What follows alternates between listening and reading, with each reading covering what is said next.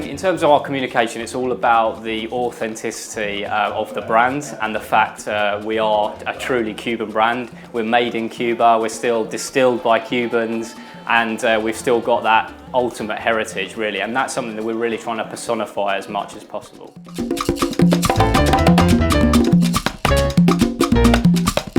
In terms of us using pop-ups as a medium to try and really immerse people within the culture of Cuba, and I think that's really important. I think that to try and physically get them immersed into the brand, we've got to get those key touch points that are associated with Cuban culture, and I think a event space or a pop-up really allows us to do that well. And we're really focusing around like the four sort of pillars as we see them as Cuban culture, which is food, music, colour, and obviously cocktails. And this sort of space really allows us to actually integrate all of those particular pillars for us.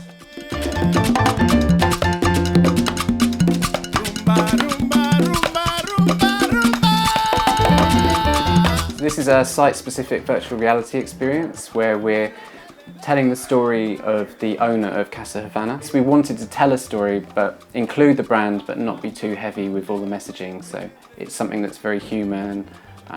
It's got real-world elements to it, and it's not just about the brand itself, it's about Havana and Cuba.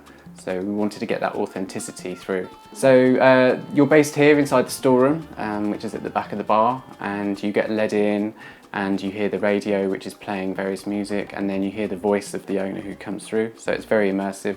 And then you get taken to this same storeroom in virtual reality, but it's in Cuba and it's much more elaborate. And then you go through a story of the cocktail, the Pina Tapleta, and then you go to visit his house, and then at the end you come back to this room, and then all the while the cocktail has been prepared for you and placed on the shelf just behind.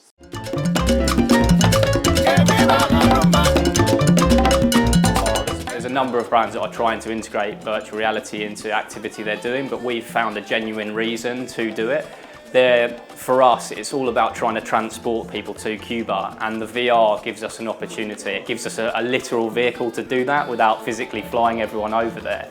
And it means that we can put them in the seat of an actual Cuban and give them a sort of a bird's eye view that you would get if you were actually in Cuba.